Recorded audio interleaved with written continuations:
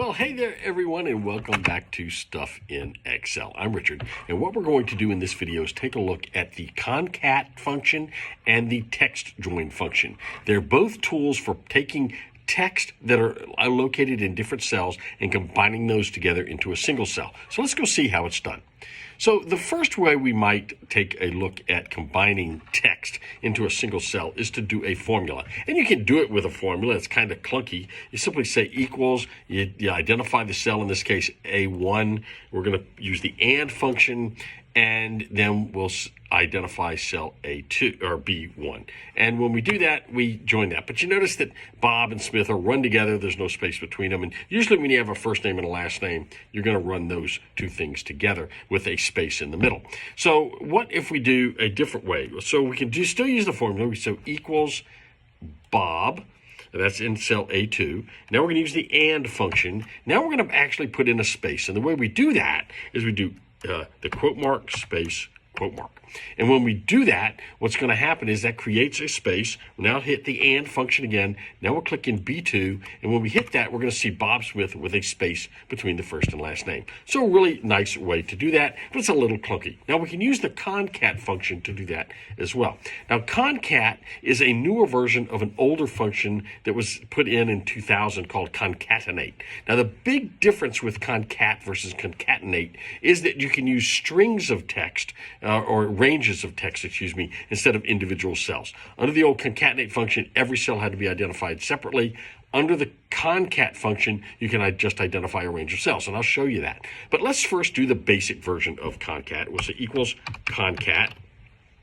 And I'm going to bring up my dialog box like I always like to. And we simply would identify cell A3, which is the first name. We'll tab down, do cell B3, which is the second name. And when we do that, we get that. But again, just like the formula up in the first instance, it runs those together. So if we want a space, we're going to have to do equals concat, Control A. We're going to have to do the first cell, in this case in A4. We're going to have to tab down. Now we're going to have to put in a space, quote, space, quote. We're going to have to then tab and click on cell C or C4. And when we do that and hit enter, it's going to put those together. Oh, it didn't do that, did it? Well, I said C4, should have been B4. So let me go back and change that. And it puts it together in a nice first name, last name format with a space in the middle. Now, another thing we can do, and this is the real advantage of concat over the old concatenate, is we can say equals, and now what we can do is we can concat, Control A, and simply identify a range of data. We could not do that with concatenate. Now when I hit enter, you know what's going to happen though. There's a problem. That is, it's all going to run together with no spaces. So that's a problem for us, right? Now it's actually got a space in here after Benjamin and between Benjamin and Franklin. And the reason for that is if you go up here and look, there's actually a space after Benjamin up there in the line. If I take that space out, hit enter, it takes that space out of there. So that's a problem for us, right? So what we want to do is let's use this TEXTJOIN function, and I didn't do this one up here, but it's okay. So let's do the TEXTJOIN function. Actually, let me go back and show you what happens. If I use each one of these cells, and notice that the middle cell is blank. If I say equals concat, and I do Control A, and I do cell A5, tab down, do cell B5, then do cell C5, it's going to pick up that blank space as if it was a space. And there it goes. See, it put the space in there between Benjamin and Pierce.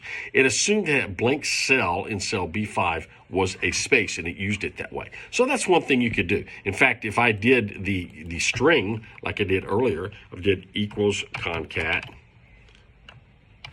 Control A, and I did a string from A5 over to C5, watch what happens.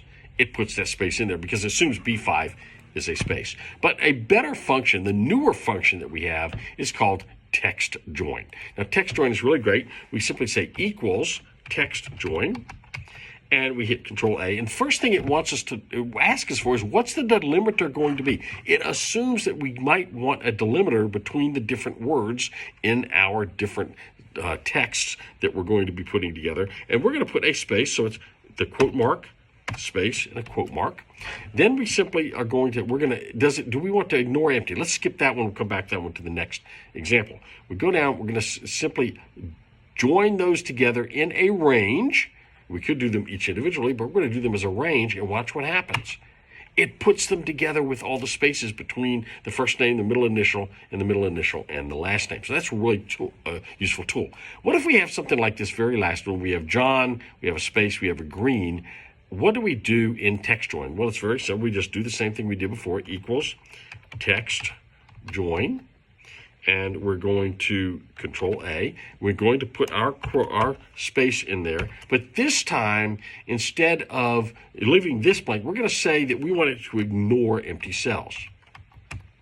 Now we go down and put our range, or our different cells. And these may not be in a range. They may actually be different cells. And when I hit enter, watch what happens. It ignores that empty cell, and it just goes ahead and puts the first and the last name together. Really helpful tools for putting text together into a single cell, which can often be very, very important when you're trying to get some data together.